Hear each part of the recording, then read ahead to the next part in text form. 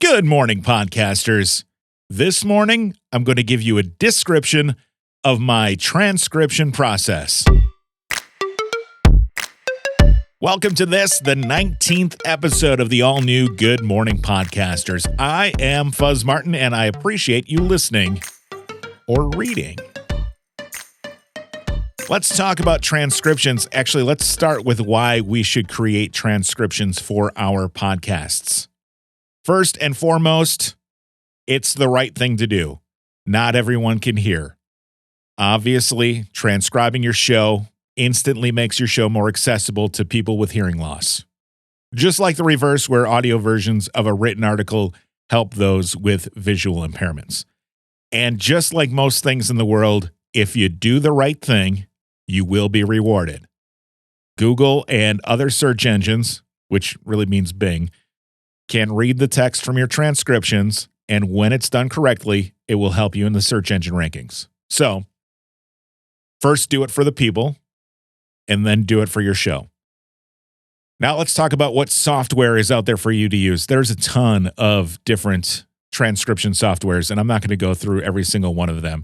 And I'm not going to tell you which one you should use. I'll tell you which one I'm using and which ones I have used, but I'm going to let you make the decision on your own. Really, it comes down to you should be doing transcriptions, but there's a million different ways to get there. Descript is very well respected. You also get their audio editor, their audiograms, and a whole lot more. I believe it's $12 per month if you bill it annually.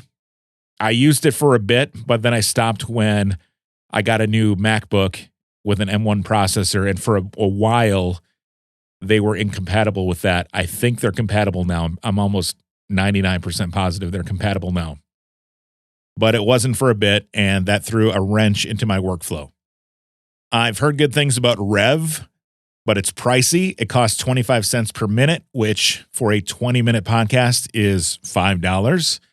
And if you're doing 4 20-minute podcasts a month, you're looking at $20. And then there are other options out there for transcriptions that will cost you less. So while I tried Rev and I think the quality is good, I don't think the price is there for most podcasters.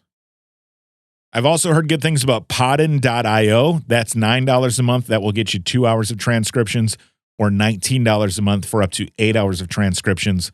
I have not used it, but I've seen people like Danny Brown of PodChat say nice things about that.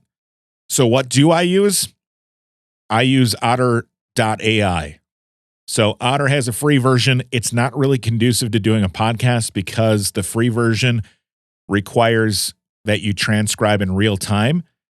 You can't upload a file. You get like 5 uploads when you start your free version. But if you want to do that regularly, you need the pro version. So the pro version costs $8.33 per month when you bill it annually.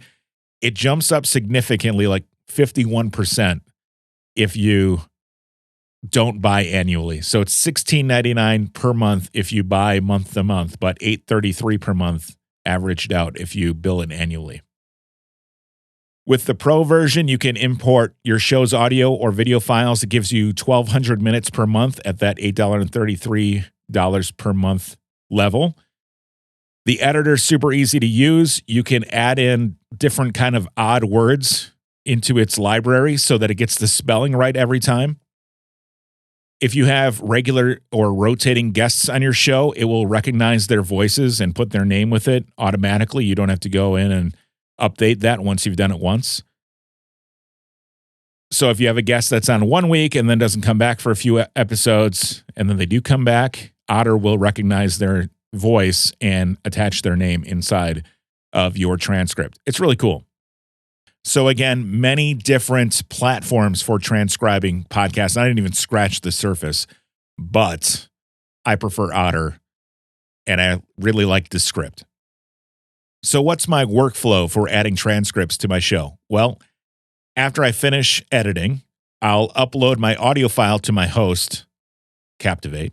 And while that's uploading, I'll open up Otter.ai and start uploading the audio there concurrently.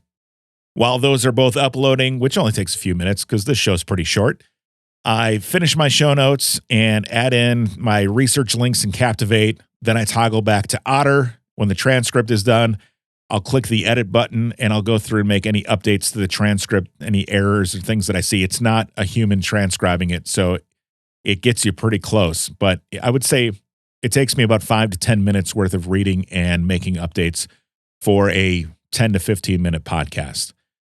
Then I export the transcript as text. From there, I paste the transcript into the transcript section of my host on a new episode link, and then I schedule my episode. Once I do that, I open up Squarespace, which this website's on Squarespace. I'll open up Squarespace, put together my blog post.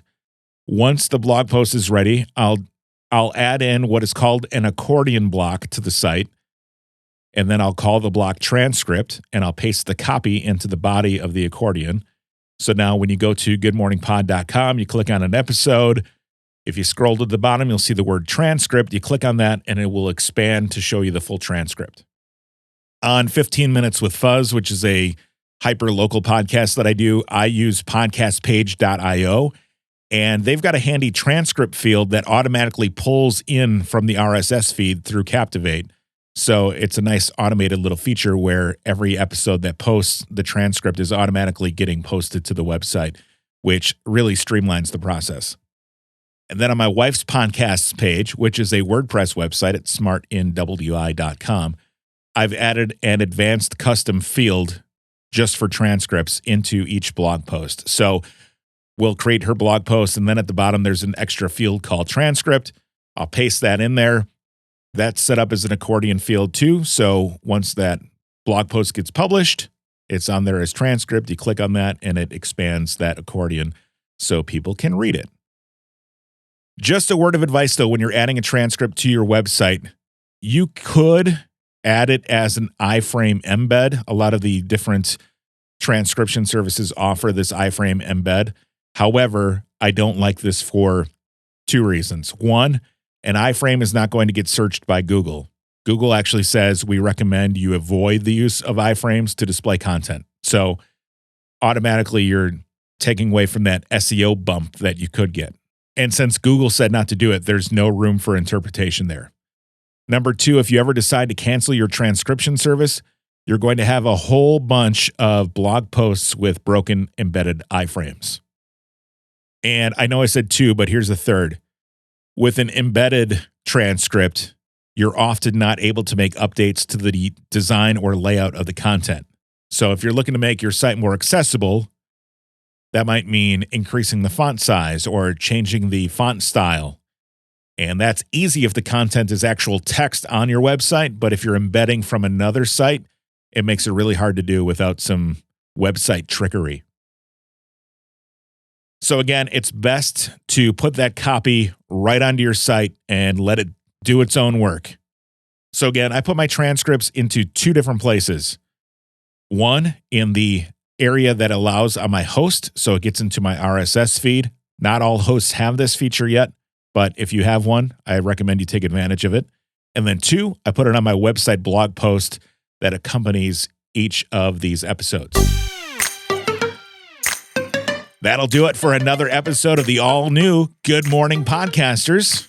If you have a different way of doing transcripts, I'd love to hear your thoughts. Hit me up on Twitter at GM Podcasters, or you can message me on Instagram at GoodMorningPod. You can find this show and its transcript at goodmorningpod.com. And since you're a podcaster and this is a podcast about podcasting for podcasters, I assume that you know where to find podcasts and how to subscribe to them. So thank you in advance. And we'll talk to you again on Friday, right here on Good Morning Podcasters.